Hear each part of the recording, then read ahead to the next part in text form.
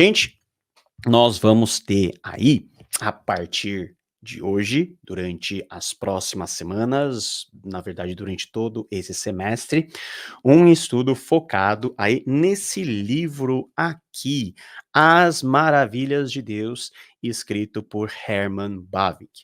Você pode até ficar assustado, porque o livro tem lá suas 730, 740 páginas, mas é uma leitura muito agradável de se fazer, né? Não sei se vai dar para focar aqui, né? Mas é uma leitura muito agradável de se fazer, e nós vamos falar dessa obra e da importância dessa obra e mastigarmos, digerirmos o conteúdo dessa obra aos poucos, para que você possa ter um conhecimento, vamos dizer assim, razoável de toda a dogmática. O que é dogmática? O que é um conhecimento razoável? Nós vamos ver em seguida. Gente, o tema da aula de hoje é falar sobre o bem supremo do ser humano. É o primeiro capítulo dessa obra, mas eu acho que vale muito a pena, antes de nós falarmos da obra ou dos conceitos, falarmos um pouquinho do autor e da importância dessa obra aqui. Esse livro, então, é baseado na obra de Herman Bavinck, e você pode ter possibilidades variadas de ter acesso a esse conteúdo. Você pode tanto adquirir fisicamente, mas uma dica muito legal que eu posso te dar é de você ter a assinatura do The Pilgrim, que é um aplicativo de conteúdo literário cristão. Essa obra está lá incluída. Na verdade, é algo muito prático que você pode fazer, uma assinatura de um valor de um livro físico, você tendo aí possibilidade de acessar dezenas e milhares de e-books e também de audiobooks. Então, só dando os créditos necessários, obra essa publicada pela Thomas Nelson Brasil e também em conjunto com a The Pilgrim, certo? Quem é Herman Bavinck? Eu vou ser sincero a vocês que Herman Bavinck foi um dos teólogos sistemáticos da linha reformada e calvinista que mais me surpreenderam e que eu descobri de forma até tardia, né? Eu comecei a ler e a imergir nas obras do Bavinck quando eu estava já na pós-graduação, já há uns 6, 7 anos atrás. Mas esse autor é um autor muito importante da tradição calvinista holandesa, né? O que nós podemos chamar, grosso modo, de neocalvinismo holandês, que teve muita influência sobre a forma de pensar no calvinismo americano, enfim, no calvinismo mais de língua inglesa, e que durante muito tempo foi meio que desconhecido aqui no Brasil, porque, enfim, nós não tínhamos obras traduzidas do Bavinck e nós não tínhamos muito acesso. Mas, a partir desses tempos mais recentes, nós tivemos aí a tradução dele, e ele é uma pessoa muito importante, viveu aí na virada do século XIX para o XX, e foi um influente teólogo e filósofo holandês, conhecido por seu trabalho na teologia reformada. Nascido em uma família de pastores, Bavinck desenvolveu um profundo interesse pela teologia e pela filosofia, estudando em instituições de ensino renomadas como a Universidade de Leiden. Leiden é uma importante cidade, em um centro de conhecimento da Holanda. E a principal obra do Bavinck é a sua Dogmática Reformada, que foi publicada aí pela Cultura Cristã em 4 volumes.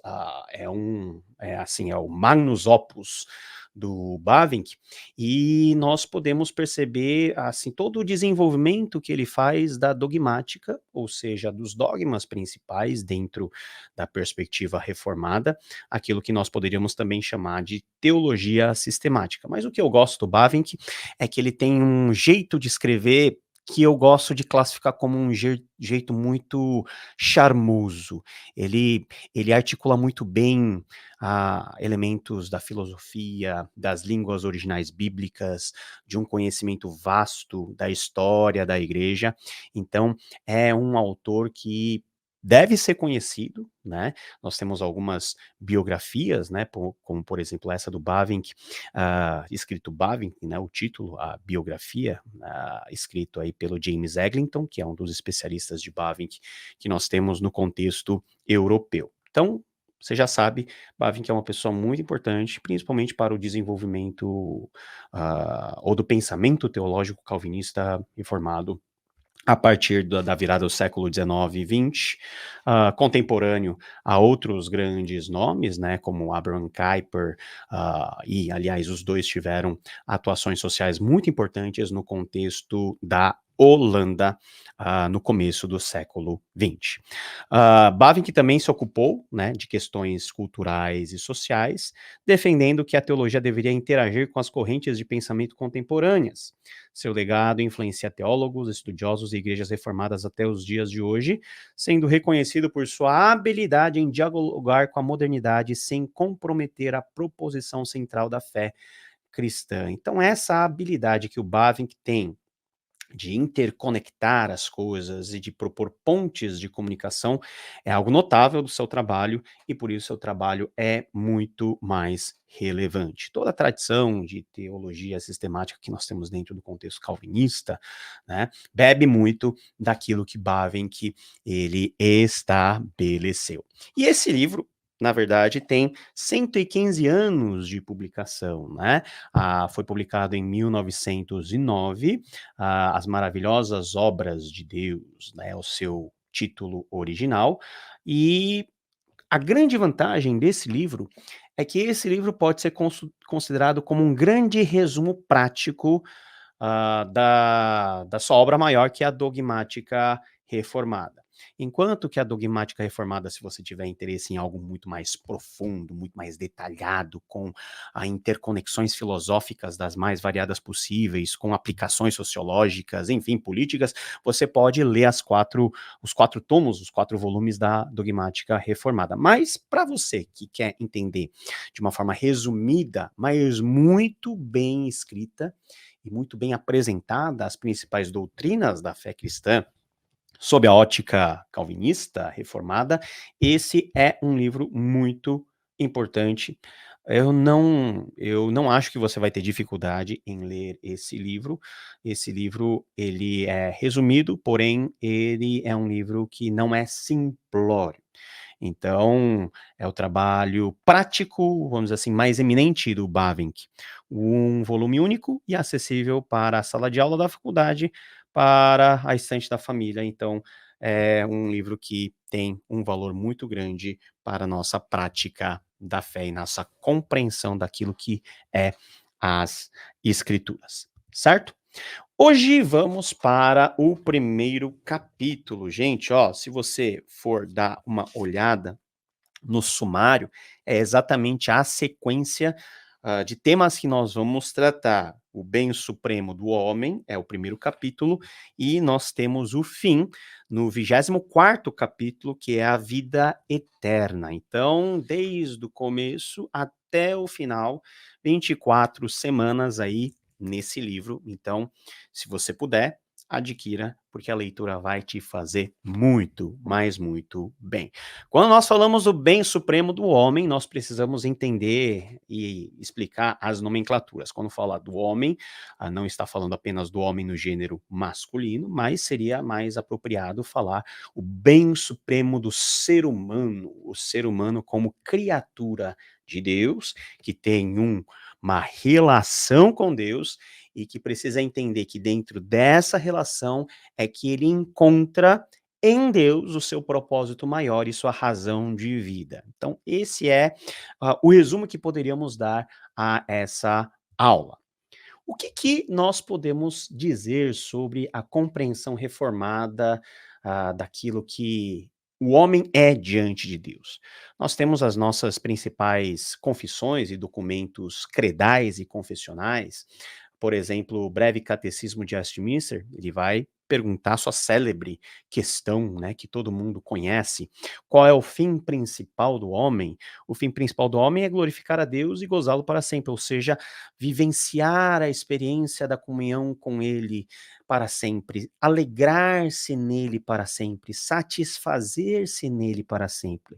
Então, se Deus é a fonte de toda a satisfação do ser humano, Isso quer dizer que Deus assume não somente uma posição central na vida desse ser humano criado à sua imagem e semelhança, mas que esse Deus, para além de todas as coisas que foram criadas, ele tem algo que satisfaz um certo vazio dentro de nós, ou ele que norteia o sentido da nossa vida. E nesse sentido, nós podemos dizer que fazer essa pergunta é algo muito importante e é uma das principais bases do nosso trabalho teológico. Qual é a nossa relação com Deus? Qual é a nossa posição diante de Deus? Ou quem é Deus para nós? Qual é o valor desse Deus para nós? E quando nós estamos falando de valor, nós estamos falando da importância essencial da presença de Deus em nossas vidas. Então, ao longo do primeiro capítulo, você vai ver que Bavinck vai ecoando essa pergunta e essa resposta de várias maneiras, e essas maneiras não somente relacionados à própria apreciação daquilo que o texto bíblico diz, mas também de alguns questionamentos que são levantados de uma forma humana de encontrar em si a própria satisfação. E é essa jornada que nós vamos fazer hoje nessa aula. Bem supremo. Uma das primeiras coisas que o Bavinck vai dizer é o seguinte: em geral, podemos dizer que Deus é o bem supremo de todas as suas criaturas. Isso porque Deus é o Criador e sustentador de todas as coisas, a fonte de todo ser e de toda a vida, o manancial abundante de todos os bens. Todas as coisas devem sua existência desde sempre, exclusivamente a Ele, que é o único ser eterno e onipresente. Que redação maravilhosa que resume muito bem a localização de Deus como bem supremo. Por que que Deus é o nosso bem supremo? Ou seja, aquele que ah, explica ou em quem nós temos toda a razão da nossa existência. Porque Ele é o nosso Criador, Ele nos sustenta na sua providência e Ele nos provê de todas as coisas necessárias para que possamos existir, viver com dignidade e dentro dessa vida nós possamos refletir os atributos de Deus, viver segundo a sua vontade. Então, isso está muito bem estabelecido, por exemplo, na literatura hebraica no Antigo Testamento. Veja só o que diz lá o Salmo 16, verso 5, na Nova Versão Internacional. Somente tu, Senhor, és a minha herança, meu cálice de bênçãos, tu guardas tudo o que possuo. Eu gosto dessa ênfase que a NVT dá. Somente tu és a minha herança. Quando nós falamos de herança, nós estamos falando de um bem muito importante, de algo que nós aguardamos, algo que norteia ou que dá sentido à nossa vida, o cálice de bênçãos. Então, nós muitas vezes estamos acostumados a procurar nos alegrar e nos satisfazer naquilo que Deus pode dar. Não que isso seja errado, e não que aquilo que Deus nos dê não nos traga um grau elevado de satisfação e de alegria. Entretanto, por mais que Deus possa nos dar coisas, essas coisas que Deus nos dá não podem nos trazer uma satisfação plena que nós só podemos encontrar em Deus. Deus é a nossa herança. É em Deus que nós precisamos viver. É focado na pessoa de Deus que nós devemos calibrar e alinhar as expectativas das nossas vidas, aquilo que nós fazemos, aquilo que nós consumimos, enfim. Por isso que, para o Bavinck, nós analisarmos o quanto Deus é importante para nós é a base de toda a teologia. Veja só o que o profeta Ezequiel diz lá no seu livro 44, 28. Os sacerdotes não terão propriedade nem porção alguma de terra, pois eu sou a sua herança. Na antiga aliança, no Antigo Testamento, nós tínhamos as 12 tribos de Israel, e cada qual, na época da conquista, teve o seu pedaço de terra, a sua porção, a sua herança dentro de Canaã. Apenas os levitas não receberam nenhuma porção de terra como herança. Por quê? Porque os levitas foram escolhidos para viverem exclusivamente ao serviço de Deus, como sacerdotes, como pessoas que auxiliavam no trabalho do templo. Então, para eles, a vivência com Deus, a experiência de adoração, o relacionamento por meio do serviço, isso deveria ser o seu bem supremo, que não deveria ou não poderia ser comparado com as terras que as demais tribos receberiam. Na verdade, a tribo de Levi é um grande modelo daquilo que todo Israel deveria ser. O problema é que as tribos se importaram mais com o seu pedaço de terra e com aquilo que era produzido lá, e os levitas se importaram mais com a forma deles viverem a experiência religiosa. E esqueceram-se de que tanto a terra quanto a questão da herança do serviço dado à tribo de Levi apontavam para o fato de que era Deus quem estava dando, então, Deus era o seu bem supremo. Então, nós precisamos calibrar isso bem no nosso coração. Toda a teologia está focada em Deus, por isso que é teologia, ou seja, o nosso raciocinar, o nosso pensar sobre Deus. Nós não estamos apenas colocando Deus sobre a mesa e analisando Deus como objeto, porque não é esse o fim principal da teologia. O fim principal da teologia é que nós possamos entender quem é Deus, para que por meio desse relacionamento e com as devidas lentes corretivas colocadas em nossos olhos corrompidos pelo pecado, nós possamos entender quem Deus é, o que ele está fazendo na criação e qual que é o meu papel dentro de tudo isso. Agora, esse Deus, ele tem um relacionamento especial com esses seres humanos, e esses seres humanos deveriam considerar Deus como o seu bem supremo. Qual que é a posição do ser humano frente a tudo que existe?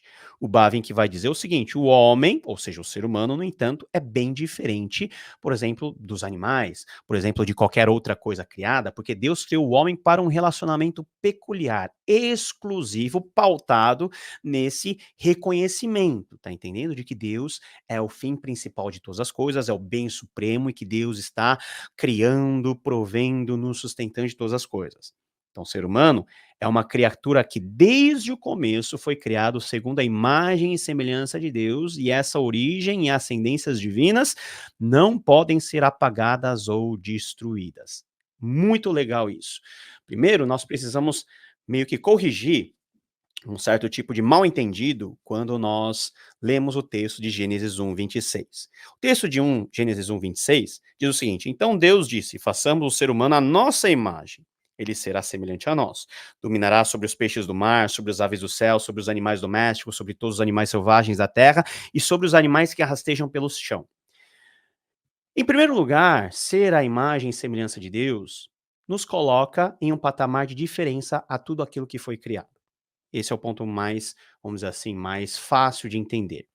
Mas ser a imagem e semelhança de Deus também significa que ao homem foi dado uma prerrogativa que é só dele, de representar toda a criação diante de Deus. Ora, se só o ser humano pode ter um relacionamento pessoal com Deus, esse ser humano, entendido como o representante de toda a criação, na verdade, o ser humano foi colocado como uma figura sacerdotal que intermedia tudo o que Deus quer fazer no mundo e, no sentido contrário, traz toda a adoração do mundo diante de Deus. Então, o ser humano é o grande sacerdote. A imagem e semelhança não está relacionado propriamente à nossa feição física. Não quer dizer que Deus tem um nariz, não quer dizer que Deus tem um ouvido, né? A Bíblia fala que Deus ouve, que Deus cheira, mas com linguagens analógicas. Não quer dizer que Deus tenha tudo isso, porque a Bíblia nos ensina que Deus é espírito. E não quer dizer também que o ser humano é um animal racional e os outros animais são irracionais. Essa é uma simplificação muito grosseira de entender o que que é a imagem e semelhança de Deus. A imagem e semelhança de Deus está relacionado com esse relacionamento, aonde o ser humano entende que por ele ser diferente de todas as outras criaturas, é porque ele foi criado de forma diferente. E por que que ele foi criado diferente? Para que esse ser humano tenha um relacionamento diferenciado com esse Deus criador. E o que que norteia esse relacionamento?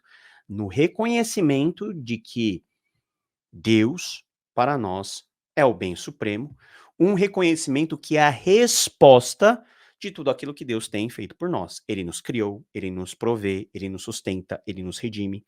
E isso não pode ser apagado ou destruído de nós. Gênesis 3 vai dizer que nós caímos, que nós estamos em pecado. Ou seja, a imagem de Deus, ela de alguma maneira foi poluída, ela foi corrompida. Nós temos agora cacos que refletem de forma imperfeita aquilo que o ser humano deveria ser na sua essência, de acordo com a sua origem.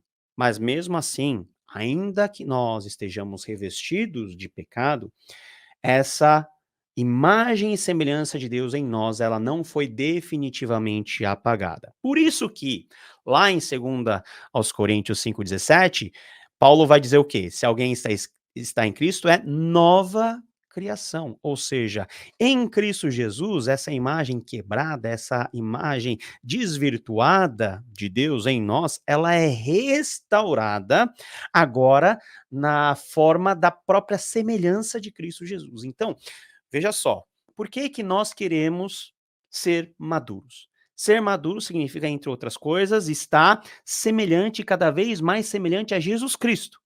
Jesus Cristo é a imagem perfeita de Deus, ou seja, Jesus Cristo é na sua perfeição a imagem de Deus, a semelhança. Jesus é na essência um com Deus.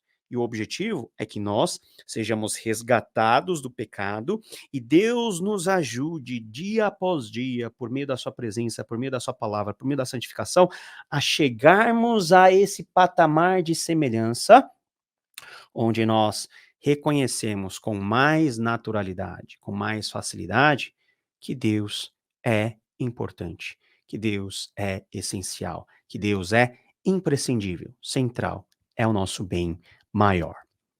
O ser humano compartilha sua consciência sensível com os animais, mas além dessas qualidades, ele foi dotado de um entendimento e de uma razão que permite pensar e se colocar acima de um mundo de imagens sensíveis para um mundo de pensamentos incorpóreos e para o reino das ideias eternas. Olha só, é isso que também nos diferencia das outras criaturas.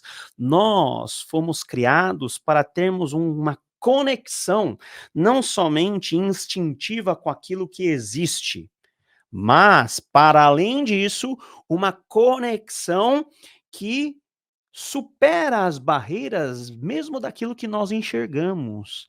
E nós passamos a, com a mente e com o coração, ter o desejo de coisas que não necessariamente têm uma forma física, mas que nós sabemos que, de alguma maneira, preenche o vazio da nossa vida. Trocando em palavras simples, há dentro do nosso coração um anseio constante por Deus. Há dentro do nosso coração uma expectativa muito presente de que possamos ter contato com esse Deus. Por nós sermos pecadores, nós não podemos, com as nossas forças, atingir a resposta plena. E por isso que nós temos muitas e tantas variadas religiões no mundo, porque cada um escolhe uma maneira de se conectar ao transcendente. Nós não podemos fazer isso porque nós somos seres caídos, nós não podemos, com as nossas iniciativas, nossos méritos e com os nossos jeitos, alcançar o conhecimento daquilo que é perfeito em Deus. Por isso que Deus, ele vem a nós no processo de redenção. Mas isso nós vamos falar mais para frente. O importante é que essa singularidade do ser humano dentro de toda a criação é expressa nesse relacionamento que nós temos com Deus. E uma vez que esse relacionamento foi bruscamente quebrado por meio do pecado, sobrou em nós aquela vontade que não é correspondida por nada neste mundo, por nenhuma circunstância visível ou sensitiva dos nossos sentidos aqui nesse mundo. O ser humano tem conhecimento das coisas visíveis e temporais, mas também está ciente das coisas invisíveis e eternas. Todos nós estamos cientes disso. Nós, muitas vezes, não sabemos classificar, explicar ou nomear o que é essa vontade pelas coisas invisíveis e eternas. Mas todos nós temos esse desejo. E seu desejo sai à procura de bens terrenos, sensíveis e efêmeros, mas também dos celestiais, espirituais e eternos. Então, essa é a nossa, vamos dizer assim, nossa dupla natureza, dupla inclinação, de nós correspondermos a algo tão interior, a uma sede, a um vazio tão grande, primeiro por meio das coisas que são táteis, né, por meio daquilo que é possível você enxergar, é possível você ver, tocar, mas você entende que isso não resolve tudo na sua vida. A tristeza continua, os períodos de aridez dentro do coração persistem, as crises acontecem.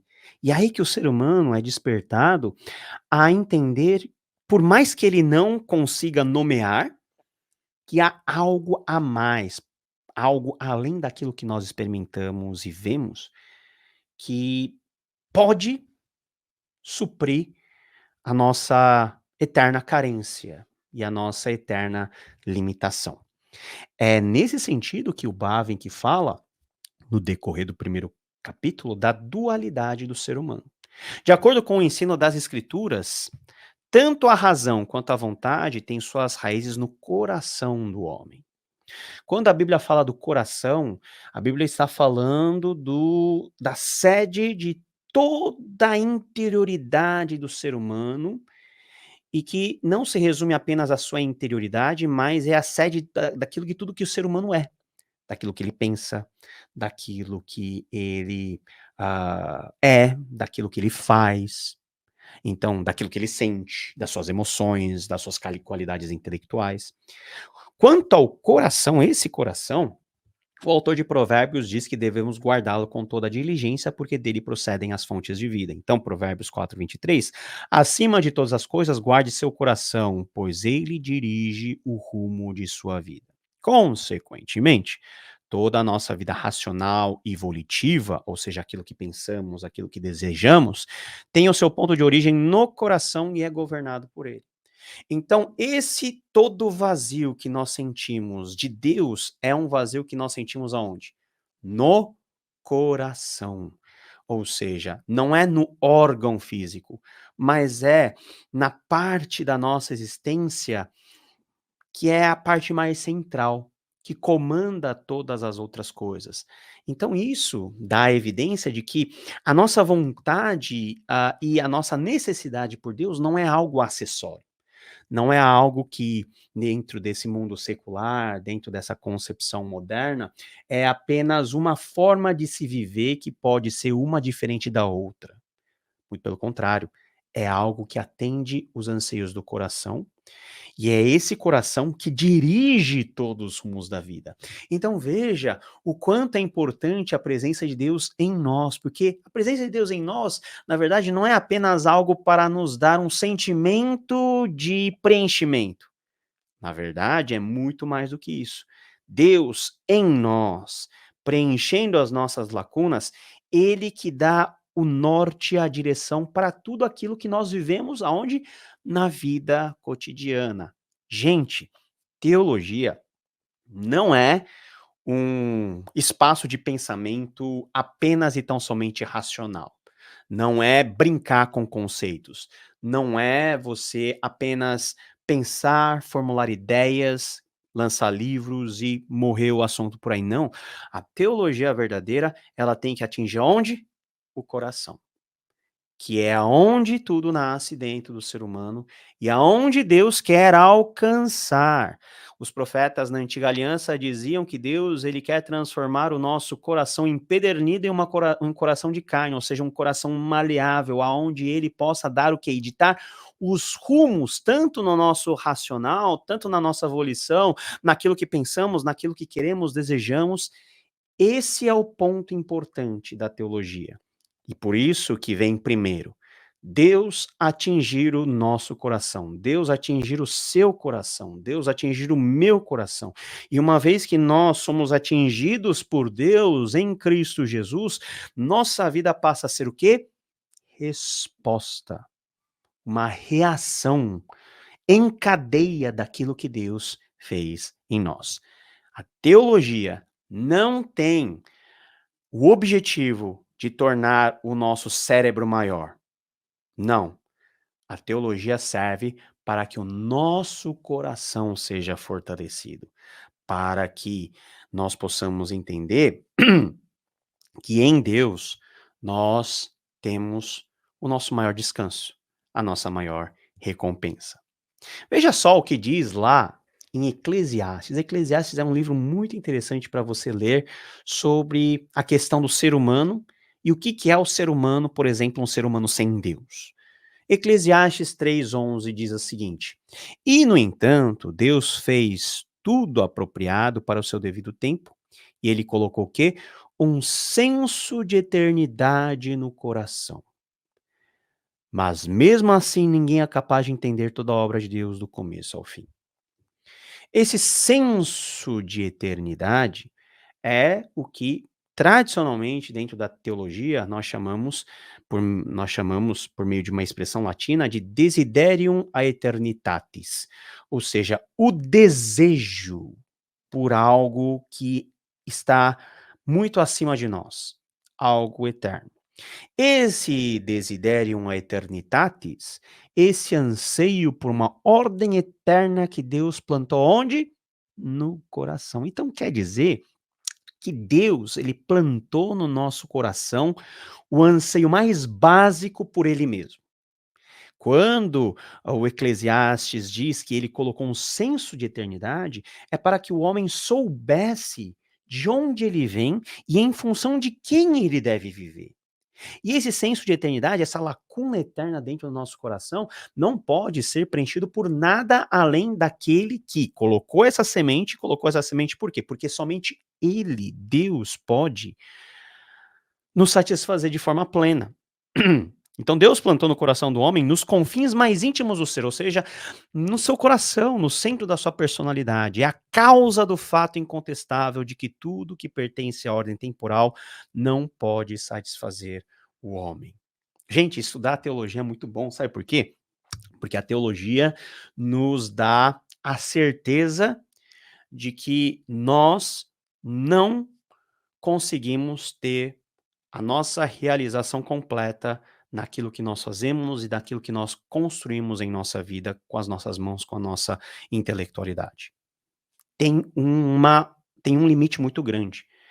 Nós somos convidados a fazer tudo isso, mas também a darmos um passo para trás e contemplarmos Deus como aquele que é em si a nossa maior retribuição e, como diz o salmista, o nosso maior a nossa maior herança, o cálice das nossas bênçãos. Então, aquela angústia que você sente no seu coração, muitas vezes aquela tristeza inexplicável que se abate sobre você, aquele sentimento de que você é limitado e você não consegue fazer nada, ou aquele sentimento de impotência que às vezes abate o seu coração porque você não é nem poderoso, nem rico e nem muito menos alguém extraordinário para poder colocar ordem. Olha só, veja o quanto o nosso mundo está desorganizado, bagunçado. Nós podemos olhar e o máximo que nós podemos fazer é lamentar profundamente, porque nós, por nós mesmos, a humanidade não tem a solução para a paz duradoura. Nunca teve, nunca terá. Nenhum político vai trazer à tona uma solução. Não existe aquele negócio de o salvador da pátria, a síndrome do Sassamutema, ou seja, alguém que vem e resolve com num passe de mágicas com o Messias todas as nossas mazelas e dificuldades. Não existe. O único Messias já veio há 2000 anos atrás e ele nos ensinou que o reino dos homens não funciona dessa maneira e que a solução final virá no reino final que ele, Jesus Cristo, foi inaugurar. E entre esse intervalo, dentro da qual nós estamos vivendo, nós somos convidados pelas Escrituras a quê? A nos aproximarmos desse Deus e a considerarmos Ele como nosso bem supremo, já antecipando a nossa vida na eternidade, aonde tudo isso não dependerá mais do nosso esforço, não dependerá mais da nossa luta contra a carne, contra todas essas coisas que nós vivemos hoje. Lá na eternidade, nós termos e nós experimentarmos Deus com a nossa principal herança e como a nossa única herança será algo natural, será algo que será prazeroso, mas aqui nós temos que lutar com o nosso próprio coração para entendermos que esse desejo pela eternidade ou senso de eternidade o sensus eternitatis é algo que só Deus pode nos suprir. E quando nós entendemos isso, é como se um jugo muito grande caísse dos nossos ombros, porque nós já não temos aquela obsessão de construir as coisas, de ter dinheiro, de acumular muito para a gente ser feliz. Não, a gente sabe que isso é extremamente acessório, que a nossa felicidade está tão somente em Deus. Mas nós temos um grande problema. Vivemos em um mundo onde as pessoas não pensam assim. Então vivemos em um mundo onde cada vez mais as pessoas acham que, por meio da sua própria compreensão de si mesmo e daquilo que eles podem fazer, eles podem alcançar o ideal da felicidade. Então, Bavinck que termina toda essa exposição falando sobre a centralidade de Deus, de como nós precisamos ter prazer em Deus, deslocando um pouquinho o foco agora para aquilo que o mundo considera como valores ideais. São os valores ideais humanistas, de uma sociedade humanista, centrada no homem, não em Deus. As pessoas acham que, por meio do avanço da ciência, todos os nossos problemas serão resolvidos. Certo que a ciência é um meio da graça comum de Deus para nos abençoar, mas a ciência em si, ela sequer pode lidar com as coisas transcendentes, porque não é o objetivo da própria ciência. Então existe um limite muito grande da ciência. A ciência descreve muito bem o que nós temos em termos visíveis, mas aquilo que é imaterial, a ciência não tem nem meios e metodologia para tratar. Então a ciência, por mais que avance, ela nunca vai resolver a questão do nosso coração. As artes como a expressão da nossa criatividade, como a expressão dos nossos sentimentos. Mas em que medida você ter ido para o museu e ter olhado para uma obra de Rembrandt, de uma obra expressionista de Monet, ou aquelas obras rebuscadas do barroco europeu, em que medida isso te deu um certo tipo de alento, um certo tipo de satisfação? É lógico que você fica admirado, mas essa admiração, ela é apenas um chamariz para algo tão sublime que as artes mesmo não conseguem expressar, não conseguem copiar, não conseguem retribuir. A expressão da nossa cultura, aquilo que nós vivemos em termos de modos de relacionamento ou compreensão do mundo, será que nos traz algum tipo de benefício no sentido de nós nos localizarmos de forma plena naquilo que é a razão da nossa existência? Outras pessoas tentam resolver a parada por meio do serviço, por meio do exercício de falar a verdade, ou por meio de uma compreensão de que elas estão lá para fazer aquilo que é belo. Nós estamos vivenciando hoje, por exemplo, os Jogos Olímpicos, aonde a questão do voluntariado, a questão de você fazer aquilo que é correto, do fair play, tudo isso é algo muito legal, muito bom. Mas fazer isso resolve a crise essencial que está instalada no coração do ser humano? Altruísmo, olha só, algo que é extremamente benéfico, pode ser também algo extremamente danoso, porque quando nós somos altruístas, ou seja, nós vivemos olhando para o alter, para o outro, né? Nós fazemos boas ações, nós expressamos o nosso amor pelo próximo. Será que nós fazemos isso realmente para expressar um altruísmo verdadeiro, tendo o outro em vista, ou para satisfazer uma vontade que é nossa, uma vontade egoísta de atenção, ou vamos dizer, uma vontade de auto-justificação e de reconhecimento? Tudo isso são coisas que a teologia vem a iluminar e a desafiar. Tudo que nós falamos sobre valores ideais humanistas são coisas que a própria graça de Deus nos permite viver, principalmente no mundo de hoje, onde nós dependemos de tantas coisas nessas direções. Mas tudo isso também traz e continua a fazer ecoar a grande pergunta: e aí? Né? E aí, isso resolveu o problema? Muito pelo contrário. O Bavin vai dizer o seguinte: se a vida de serviço à humanidade e de amor ao próximo não estiver enraizada na lei de Deus, ela perderá seu vigor e caráter. Ou seja, gente, nós podemos fazer tudo o que nós fazemos. Se não for pela graça de Deus e se não for consentindo esse entendimento de que Deus é o nosso maior bem e é em função de Deus que todas as coisas boas são feitas, na verdade, nós estamos ah, nem sequer arranhando aquilo que pode nos dar plena satisfação. Nós podemos nos tornar até escravos da ciência, das artes, da cultura.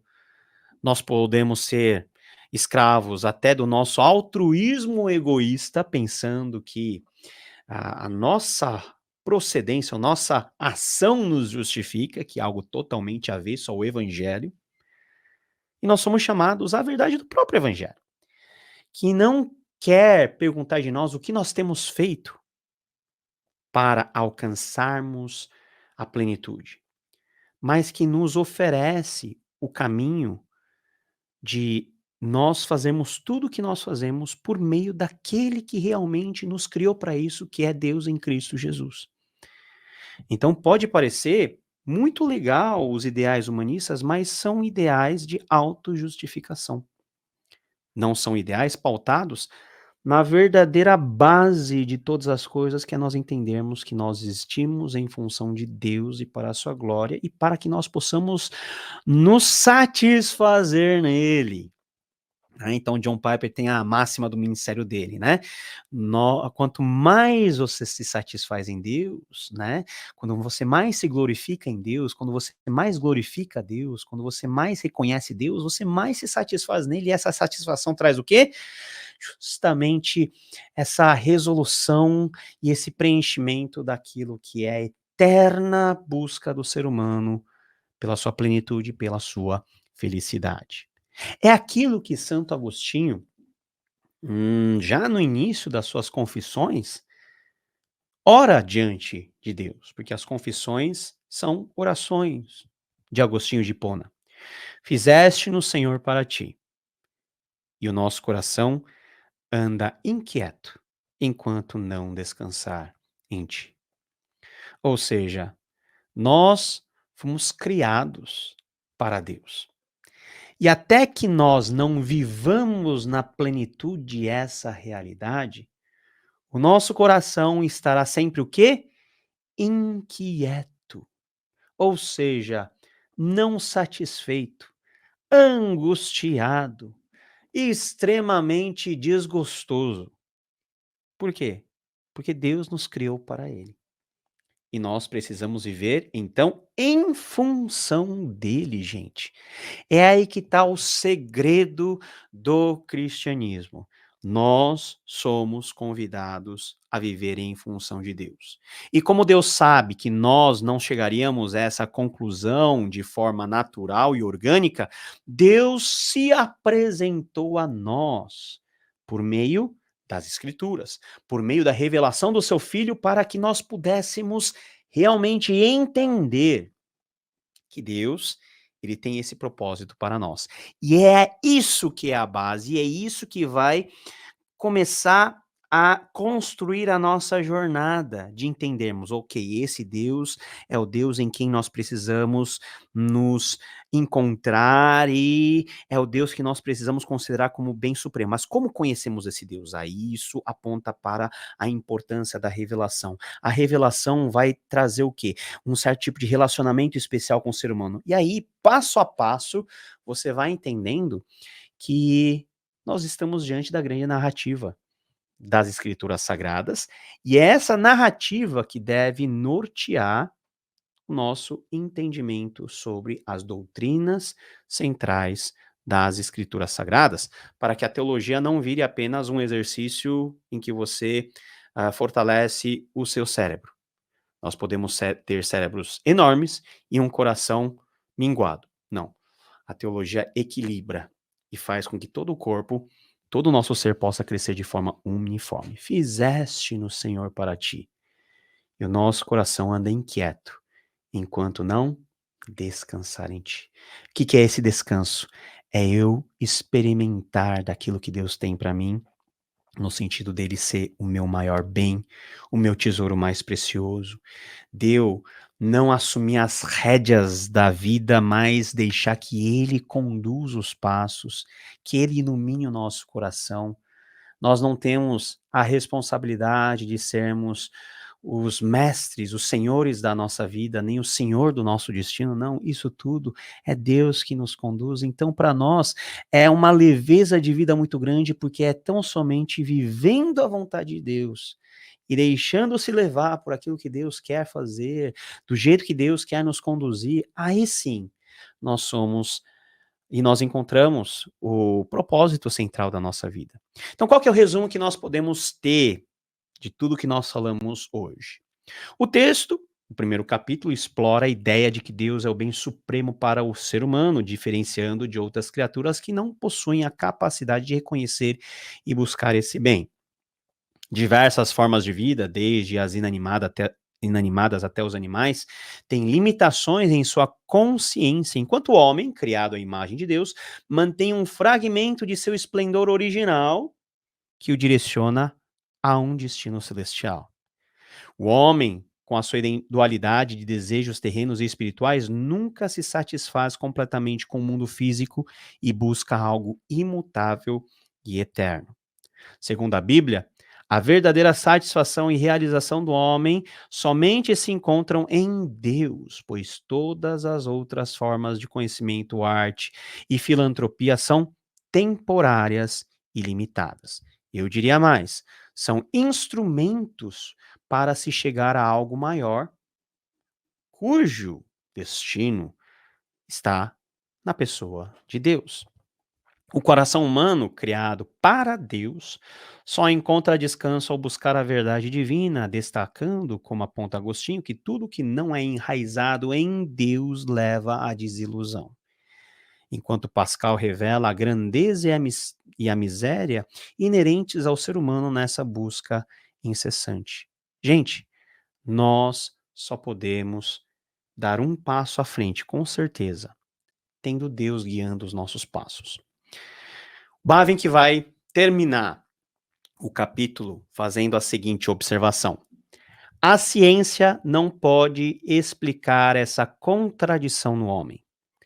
Ela conta apenas com a sua grandeza, não com sua miséria. Ou apenas com a sua miséria, não com sua grandeza. Isso exalta demais ou humilha demais, pois a ciência não sabe de sua origem divina nem de sua profunda queda. Mas as escrituras conhecem os dois aspectos e lançam luz sobre o homem e sobre a humanidade. As contradições são reconciliadas, as névoas são dissipadas e as coisas ocultas são reveladas. Veja só, o homem é um enigma cuja solução só pode ser encontrada em Deus. Que coisa legal! O ser humano é complexo por demasiado. Nós somos complexos em termos fisiológicos, nós somos complexos em termos de sentimentos, de emoções, de tudo que acontece conosco. E esse enigma grande esse enigma indecifrável. Você pode estar casado com a pessoa 50, 60, 70 anos, a sua esposa ou seu marido vão continuar sendo um pedaço de um grande enigma, mas esse enigma só é desvendado e resolvido por Deus. Por quê? Porque Deus é o nosso criador. Deus é aquele que nos sustenta. Deus é aquele que provê todas as coisas para nós. Deus é aquele que nos redime. Que esse Deus possa ser realmente o nosso bem. E esse é o objetivo da nossa escola. Nós queremos estar juntos nessa jornada rumo à maturidade. E a verdadeira maturidade, gente, não é uma maturidade apenas de você ter funções importantes na igreja, ou dar uma boa contribuição, ou ajudar com todo mundo, não. O fundamento está em nós entendermos quem Deus é, o que ele faz por meio de nós. E eu acho que é muito apropriado nós terminarmos com o nosso documento confessional importante também, que é o Catecismo de Heidelberg. Ele vai dizer o seguinte: qual é o seu único fundamento na vida e na morte?